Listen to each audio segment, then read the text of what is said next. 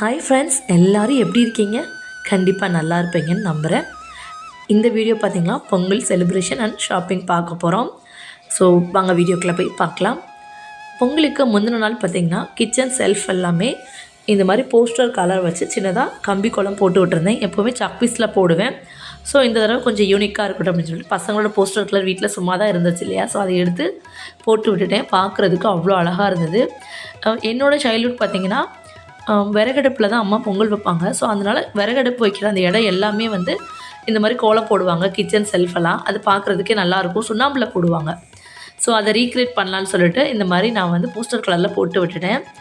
அப்படியே பசங்க நல்லா ஹெல்ப் பண்ணாங்க, எனக்கு ஃபுல் சப்போர்ட்டாகவே இருந்தாங்க. ஸோ எல்லா வேலையும் முடிச்சுட்டு ஒரு 7 o'clock போல் பொங்கலுக்கு பூஜைக்கு திங்ஸ் வாங்கலான்னு சொல்லிட்டு ஷாப் போயிட்டு பார்த்தா எல்லாமே ரொம்ப ரேட்டு. ஸோ எங்களால் முடிஞ்ச அளவுக்கு பொங்கலுக்கு என்னென்ன தேவையோ எல்லாம் வாங்கிட்டு ஃபைனலாக கரும்பும் வாங்கிட்டு வீட்டுக்கு வந்தாச்சு. வந்ததுமே டின்னர் எல்லாம் முடிச்சுட்டு ஒரு 10 o'clock வந்து கோலம் போட ஸ்டார்ட் பண்ணிவிட்டேன். ரொம்ப குட்டியாக தாங்க கோலம் போட்டேன் இந்த தடவை.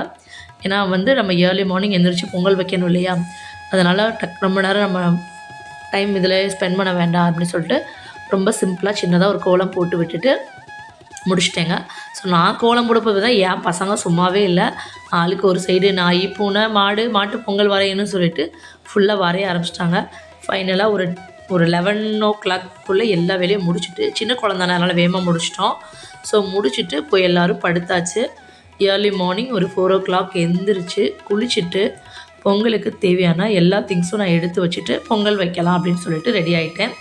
ஸோ பார்த்திங்கன்னா நம்ம இந்த பொங்கலுக்கு தேவையான அரிசி, பருப்பு எல்லாம் போட்டு ரெடி பண்ணிவிட்டு பானையும் ஃபைனலாக இந்த மாதிரி விபூதி, மஞ்சள், குங்குமம் வச்சு ரெடி பண்ணிவிட்டு ஃபேமிலியோடு சேர்ந்து பானைக்கு பாலெல்லாம் ஊற்றிட்டு அரிசி குழஞ்ச தண்ணியை ஊற்றிட்டு மஞ்சள் கொப்பெல்லாம் சுற்றி விட்டுட்டு ஃபேமிலியோடு சேர்ந்து பொங்கல் வச்சாச்சுங்க. எனக்கு சூரிய பொங்கல் வைக்கிறது ரொம்ப பிடிக்கும். பட் சொந்த வீட்டுக்கு போனால் தான் வந்து வெளியில் பொங்கல் வைக்கணும் அப்படின்ற ஒரு சின்ன ஒரு ஆசையில் இருக்கேன். அதனால் நான் வந்து கேஸ் ஸ்டவ்லேயே பொங்கல் வச்சுட்டேன். பொங்கல் பார்த்திங்கன்னா சூப்பராக எல்லா பக்கட்டும் பொங்கி வந்துச்சு. அது ஒரு மாதிரி ஒரு நல்ல ஒரு வைபாகவே இருந்தது. அப்படியே பொங்கல் பானைக்கு ஆரத்தி காமிச்சிட்டு ஃபேமிலியோடு சேர்ந்துட்டு அரிசி போட்டு விட்டுட்டு பொங்கல் நல்லா குலைவாக வெந்ததுக்கப்புறம் நீங்கள் மண்டபெல்லாம் சேர்த்திங்கன்னா பொங்கல் வந்து நல்லா அல்வா மாதிரி இருக்கும். ஸோ அதனால் சிம்லேயே வச்சு நல்லா பண்ணிவிட்டு அதுக்கப்புறம் ஏலக்காய், நெய்யில் வளர்த்த முந்திரி திராட்சைலாம் போட்டு பொங்கலை சூப்பராக இறக்கியாச்சு. ஸோ சைடு கேப்பில் ஹஸ்பண்டும் பசங்களும் சேர்ந்து பூஜை ரூம் ஃபுல்லாக ரெடி பண்ணி வச்சுட்டாங்க. நான் வந்து பொங்கலும் பிரேக்ஃபாஸ்ட்டும் கையோடு பண்ணி வச்சுட்டேன். இப்போது ஃபேமிலியோடு சேர்ந்து பூஜை சிம்பிள் தாங்க. எப்போவுமே நம்ம வீட்டில் சிம்பிளாக ஒரு பூஜை தான் பண்ணியாச்சு. விளக்கு பொருத்தி குத்து விளக்கு ஏற்றி நம்ம ரெடி பண்ண பொங்கலை படையல் போட்டு தேங்காய்